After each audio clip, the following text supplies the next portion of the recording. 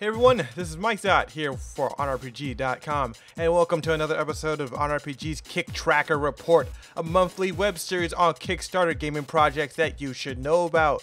For those that are new to the show, each month I go over a handful of new Kickstarter gaming projects, take a quick look back on campaigns from previous episodes, and give my thoughts on what makes these Kickstarter projects so special. For the month of July 2015, we have some news on some previous Kickstarter projects. Combat Core, the 4-player arena fighting game, was successfully funded with over $30,000 from over 1,000 backers. And while this project didn't reach some of the more interesting stretch goals, such as new characters or a console release on the Wii U and Xbox One, development has been going smoothly and several alpha builds have been released. All those that back the campaign are also free to participate in on the game's development by voting on which characters, weapons, and core attacks will be developed next. Combat Core will also be featured at this year's EVO 2015, alongside other titles at EVO's Indie Dev Showcase, which will be taking place on July 17th and 18th. And with EVO being the largest fighting game tournament of the year, Combat Core is expected to gain some serious exposure. This campaign was successfully funded on June 14th, 2015. First up for the month, Galaxy Heist by Space Bear Development unfortunately failed to meet its £65,000 goal, with only £5,000 donated from over 200 backers. A day before the campaign ended on July 3rd, the development team has stated in the comment section of their campaign that they are currently looking to get the game funded by another group if possible. Any details regarding who or how they'll be getting the extra funding was not mentioned, but they go on to say that they're looking to work out a deal that will make sure the game gets the proper funding it needs without ruining the integrity of the project itself. They also go on to mention that an early access release is still in the works, but will not be released until funding is secured. For some of our new Kickstarter projects, we have Disciples of the Storm, or DotS for short, an RTS titled by Storm Island Productions. As a successor to the original 1997 RTS game, Net War Islands at War, Disciples of the Storm focuses on 4 factions based on wind, rain, thunder, and sun. Players will be able to play as one of these 4 factions and battle for control over floating islands in the sky. As the development for Disciples of the Storm originally started as a 3D remake for Net War, but since then has spawned into a new IP, which will honor the game that's based off of while bringing in some new gameplay mechanics into the mix. While the concept of combining RTS and tower defense gameplay may not be original on its own, the more unique aspect of the game lies within the bridge building mechanic, as well as a gameplay feature that they like to call tower offense, where defense units can be built on bridges and across the sky. Along with special skills and abilities, static units in the game will do more than just stand still and attack whatever enemy unit comes their way. Now, I never played the original Net War, but compared to many other modern RTS games out there, there's really nothing like Disciples of the Storm, because while the floating island theme is pretty cool, the whole focus on territory control rather than base rushing really helps to make the game stand out. Also, they also plan to include a random map generator, so this will make online matches more unique and interesting.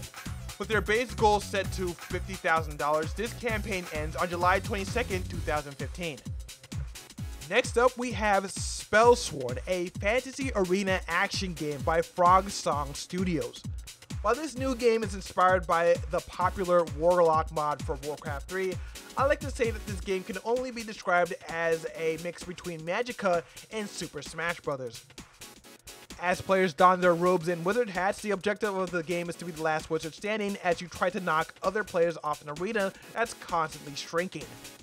As simple as that sounds, Spellsworn's gameplay features a handful of different spells and tricks like fireballs, rock pillars, mirror reflex, teleports, and more in order to turn the tide of a battle. This game will also feature online multiplayer up to 8 players, as well as free-for-all, team battles, capture the flag, point capture modes, and online leaderboards. Now, this Kickstarter was actually brought to my attention by one of the members of OnRPG, and I'm really glad that I was tipped off about this one because this game just looked incredibly fun. The gameplay looks easy to get into, but it also looks hilariously chaotic. The wizard customization adds a nice touch of personalization, and for a game that's currently in alpha, it looks very solid. I mean, honestly, I'm a tad bit surprised that they didn't just skip the Kickstarter campaign and release this game straight onto Steam Early Access. But anyway, this Kickstarter has a modest base funding goal of only $25,000, and when this game gets officially released, they plan to make the game free to play, where players can purchase vanity and cosmetic items in order to make their character look cooler, just like a free to play game should be. This Kickstarter campaign ends on July 31st, 2015. Last up on our list, we have Hierarchy, a multiplayer sandbox RPG by Ironjack. Now this game is all about fighting for control over territory, fighting for control over an economy, or just fighting for survival. While this game is set in a medieval world, players can choose whatever path they want for their character in order to lead the life of a soldier, a farmer, a hunter, or whatever they want to be. The game will feature directional combat, where players will have to position their character's arms in order to block and swing their weapons, a player faction system where players can build their own towns and castles, and a full-on siege warfare system like catapults and ballistas in order to destroy environments and towns in real time. Now, there's a lot of sandbox RPGs out there, and I mean a whole lot, but there hasn't been a lot of medieval sandbox games out there, so this one kind of stands out for me a bit. Now, the gameplay looks very rough at the moment, and the texture quality presented in the game's Kickstarter campaign trailer obviously could use some work, but other than that, it shows a lot of promise. Now, this Kickstarter campaign for Hierarchy is only asking for $15,000, which doesn't sound like a lot to make a fully fledged game, but the game is being developed on the Unreal 4 engine, which has a lot of streamlined tools for developers to make games faster and even easier than before. Also, judging by the amount of work that's currently put into it, I think the $15,000 will be more than enough to get this game finished. This Kickstarter campaign ends on August 2nd, 2015. And that's all the time I have for this news recap.